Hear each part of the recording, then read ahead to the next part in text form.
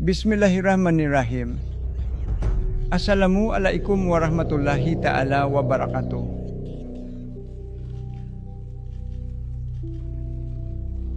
Sinimulan ko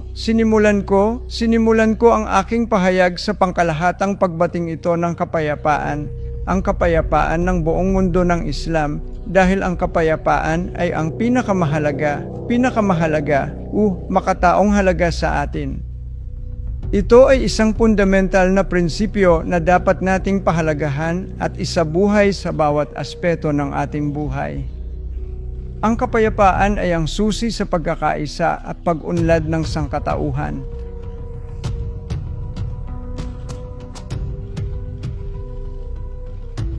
I came here just to see the esteemed President. Not for a moment did I think that I would be having this rather significant and unexpected press conference.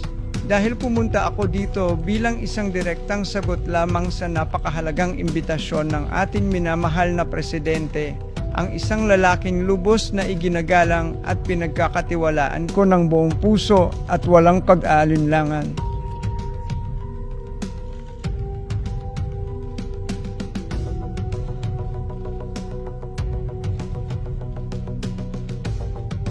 Sapagkat naniniwala ako, tulad ng sinabi ko noong kampanya, iyon ay isang solong lalaki na maaaring magbigay ng solusyon sa problema ng kapayapaan at kaayusan sa ating sariling bayan. Hindi ako masyadong sigurado sa Visayas at Luzon, ngunit ang aming tinubuang bayan ng Mindanao, dahil doon ako ipinanganak, doon ko balak mamatay.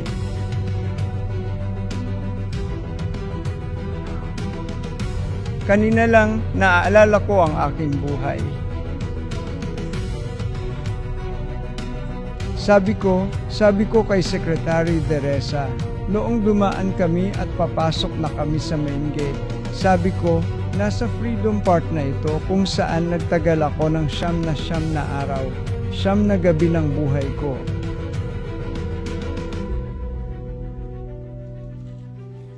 Nagtuturo ako noon sa Universidad ng Pilipinas.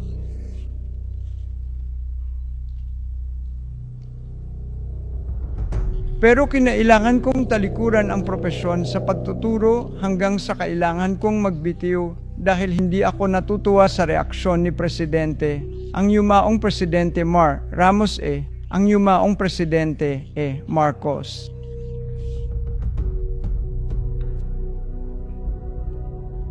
Sa resulta ng mga pagpatay sa higit sa 200 sa ating mga tao sa Corregidor Islands, mga inosenteng kabataan ng ating pinubuang bayan, pinangunahan ko ang mga serye ng mga demonstrasyon.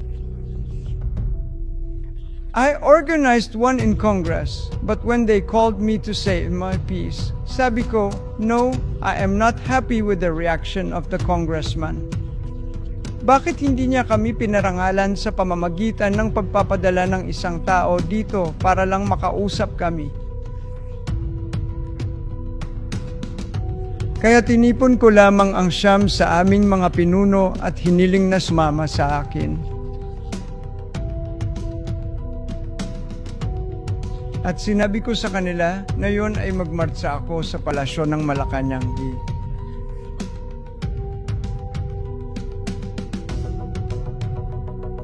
Dahil ito ang aming kasunduan sa moske, sa Taguig Moske, kasama ang ama ng aking kapatid dito, si Abuker Alonto. Nanumpa kami sa makapangyarihang Diyos na hihingi kami ng kahit simpleng hustisya at hindi titigil hanggat hindi kami nakakakuha ng simpleng hustisya mula sa gobyerno. Anong uri ng simpleng hustisya ang hinihingi natin sa ating mga streamer? Sabi namin, Mr. President, please return our brothers dead or alive. Please, Mr. President. Nagbubulungan kami sa palasyo ng Malacanang na may malakas na mikropono. Nag-occupy kami ng 9 na araw, 9 na gabi. Natulog ako doon, Freedom Park sa loob ng 9 na araw, 9 na gabi. Umalis lang ako nung pumunta ako sa university para magpalit ng damit, maligo at ganon.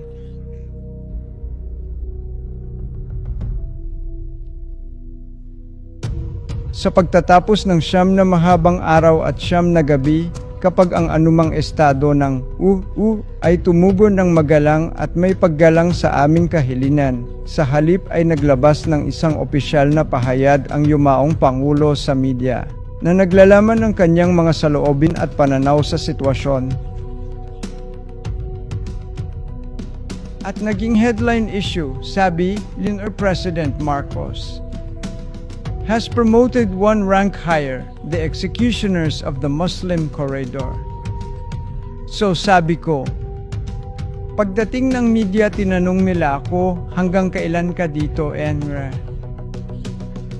Professor Rizwar, mananatili ka ba rito? Sabi ko, ito na ang wakas. Tatapusin ko ang pananatili ko dito mayong gabi. Doon, tinipon ko ang ating mga pinuno at nanumpa tayo sa makapangyarihang Diyos na simulan ang ating pakikibaka para sa ating ganap na kalayaan at kasarinlan.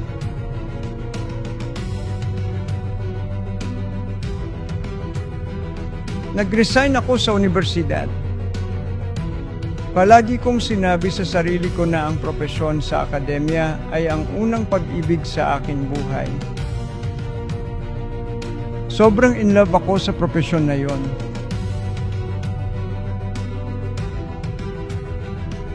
Ngunit nang hindi kami nakakuha ng kahit isang simpleng hustisya mula sa gobyerno, kaya nagpasya akong huminto sa universidad at ngayon ay mahigit 48 taon na ako ng aking buhay. Sinabi ko sa ating mahal na kapatid, ang Pangulo, determinado na akong manatili sa kabundukan kung hindi dahil sa kanyang panawagan, kung hindi dahil sa kanyang imbitasyon. Kaya lang, I cannot reject his invitation because I respect him too much.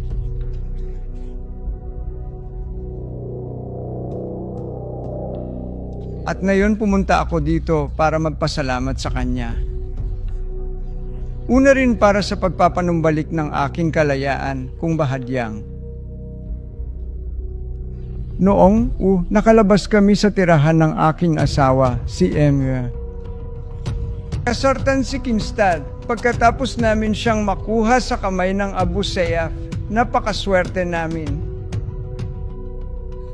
Nagpadala lamang ang Abu Sayyaf, ayon kay Kigo, si Kinstad, 6 na po na mandirigma lamang. At sa aking tagubilin, hiniling ko sa aking mga tao na balutin sila kaagad at nagpadala ako ng isang batalyon ng aking mga puwersa. Kaya wala silang choice kundi ibigay sa amin.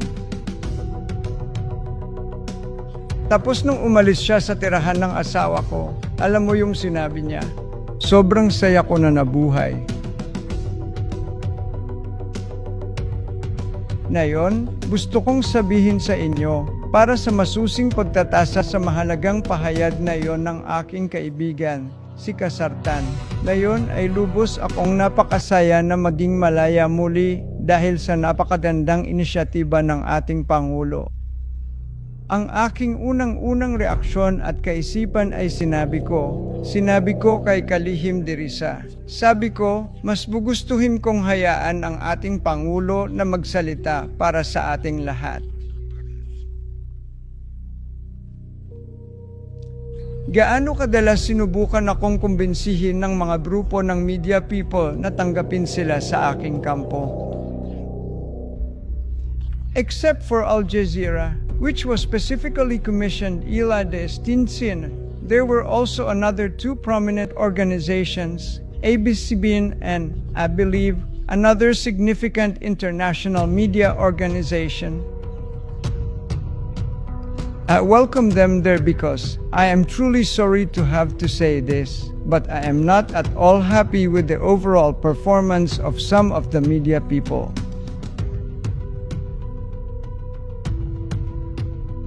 Binabaluktot nila ang aking pahayag.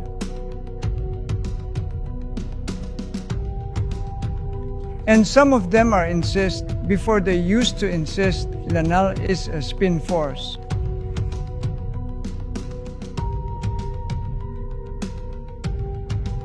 Nang dumating ang September Siyam, Zamboanga War, tinanong si Presidente Pinoy Yenra, President, with this war masasabi mo pa ba yan? No, no, no. Malakas si Rizwar. Buhay pa ang Inanere. At ngayon ay sinasabi nila, binubulabog ang mga propagandista ng Aleman. Paulit-ulit na kasinungalingan at kasinungalingan at kasinungalingan. Na ang grupong ito ng mga traidor ay tinawag na Executive C, Committee of 15, sabi nila ang pinakamalaking grupo. Minsan, mere, hindi sir. Kahit isang barangay ng mga tao ko, hindi pwede ba silang magkapareha sa Jolo? Iilan lang ang tao nila. Kahit na yun lang. Maaari mong tanungin si General J. Murad mismo kung ilang libo ang kanyang puwersa, ilang libo ang kanyang mga armas na naibalik sa atin. Pwede niyo po itanong sa kapatid ko dito, one of early commanders from Lanao, from Cotabato. Sasabihin niya sa iyo, karamihan sa mga manlalaban ay kasama ko na.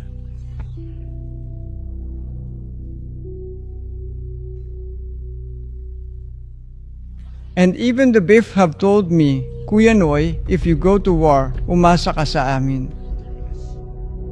Biff, hilingin sa isang tao na i-dispute ito. And now I came here. Foremost in my mind is, how can we help our president finish his job through to end of his 6-year term? Dahil alam ko naman na hindi niya pababayaan ang kanyang pledge sa taong bayan. Sabi niya, I'll give you peace, peace in Mindanao. Ganoon ba, Ginoong Presidente? Kaya sinusuportahan ko siya para doon. Nang sabihin niya, Kuya Nooy, bakit hindi ka kumilos laban sa Abu Sayyaf? Kaya nagsimula na akong gumalaw. Una, nagpadala ako ng 1,700 sa aking mga puwersa, ang aking panloob na seguridad sa silangang bahagi at kinulong namin ang posisyon ng Abu Sayyaf, Abu Sayyaf. Sabi nila, hindi, binibigyan ka namin, babalik kami. Kaya lumingon sila. But some people, enterprising people when came, they opened up and claimed in the media there, we were the ones. Hindi, sir, hindi. With due respect to the armed forces, even the 2 that they got, they were only spillover from us. Ang isa sa kanila ay lumangoy noong, madilim na gabi sa dagat dahil ginabayan sila. Ginagabayan siya ng kumikislap na liwanag ng mga mangingisda. Then when he reached them, saan mo gustong pumunta? Gusto naming pumunta sa Genele. Kaya dinala siya doon. Mula doon, ipinadala siya sa Armed Forces of the Philippines. Sinabi nila sa akin, mayroon pang 2. Kaya hiniling ko sa kanila na hampasin ang buong Bakawan at B. Hindi namin mahanap. Maya-maya, nagpakita siya sa highway at dumating ang sandatahang lakas. Ngunit ito ay bahagi ng gawain ginawa ko.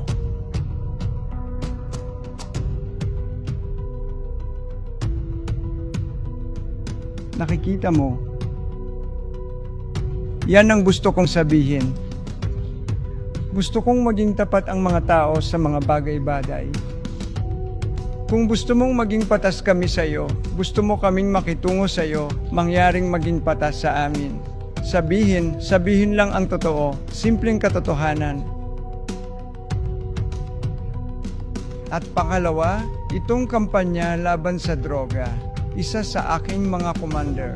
Sinasabi ko kay Kalihim Durisa habang kami ay lumilipad mula sa Jolo patungong Maynila, sinabi ko sa kanya. Isa sa mga pinagkakatiwalaan kong commander ay sinulatan ko na, Kajay, na tumutukoy sa akin. Tuwing matatapos ko ang aking mga panalangin sa umaga, ang mga panalangin sa umaga. Pumupunta ako sa balkonahe ng aking mapagpakumbabang bahay sa Jolo na nakatanaw sa Jolo. Sa bawat oras, nakikita ko ang mga tao, mga kabataan, sa kasaganaan ng kanilang buhay, naglalakad, mga sinaunang tao, ano. Sabi ko, ano ang dahilan? Droga. Sinisira nila ang ating mga anak, ang ating kabataan. Sino ang hahalili sa atin pagkatapos nito kung ang ating mga mamamayan ay nawasak na ng mga gamot na ito? Sa aming pananaw, palagi kong mariing sinasabi na ang iligal na droga ay isang hindi mapakali, patuloy na gumagapang at lumalaganap na banta sa buong sangkatauhan. Ang mga internasyonal na organisasyon ay gumagastos ng bilyon-bilyon at walang resulta.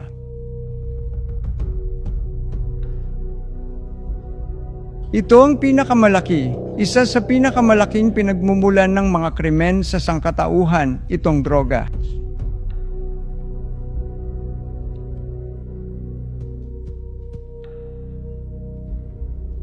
At bukod pa rito, sinasabi ko rin na dahil ang bansang Malaysia ang lugos na sangkot sa kasong kidnapping for ransom na ito, malamang balang araw ay kakaladkarin ko ang mga pinuno ng kanilang pamahalaan sa International Criminal Court upang harapin ang kanilang mga responsibilidad at panagutan.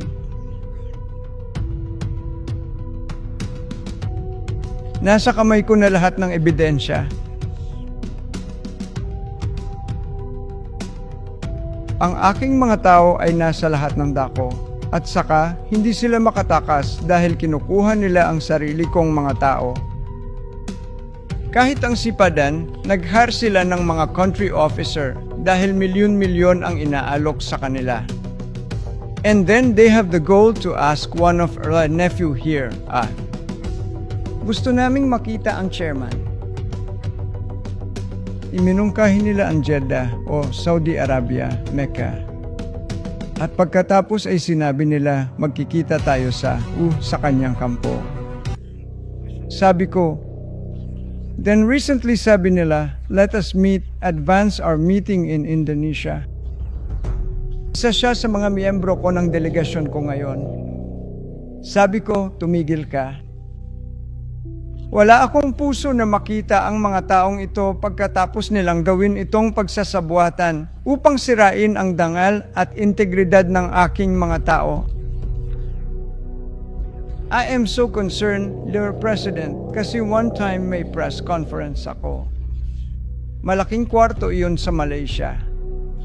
Pero dati, noong panahong iyon, hindi ko pa alam kung sino ang nasa likod ng sepadan.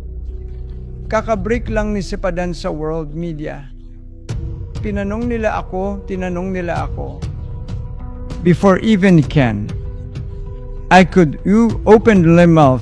One German lady stood up and pointed her finger at my face. Sinabi niya, alam mo, gobernador, ang iyong mga tao ay ang pinakamasamang tao sa mundo. Sabi ko, umupo ka, magpapaliwanag ako sa iyo. Dahil sabi niya, bakit sila kumidnap ng mga tao para sa ransom? Ngayon, sinabi ko sa kanila, sabi ko, makinig, naiintindihan ko kung ano ang humihimok sa iyong puso, sa iyong kaluluwa. Naiintindihan ko naman yon. Dahil dumating ka, pasensya na, nang may kaukulang pagdalang mula sa Western civilization. At ayon sa sibilisasyong kanluranin sa aking pag-aaral, mayroong tulad ng sama-samang parusa. When somebody commits crime, ano ang gagawin niya? Maaari pa nilang sirain ang buong komunidad isang segundo lang. Ngunit sa aming kaso, kayo ay mga Muslim. Ang krimen ng ama ay hindi maipapataw sa anak, lalo pat ang krimen ng anak ay may papatao. Hindi. Kaya huminto sila at nagsisigawan ang mga tao sa kanya. Lahat halos puti. Napaka-irresponsable niya. Kaya gusto kong tumigil dito. Basta, hayaan mo lang akong ulitin ang aking pasasalamat sa Pangulo at ang aking pangako na sakaling kailanganin niya ang aming kooperasyon sa kanyang kampanya para sa kapayapaan. Maaasahan mo kami, Ginoong Pangulo.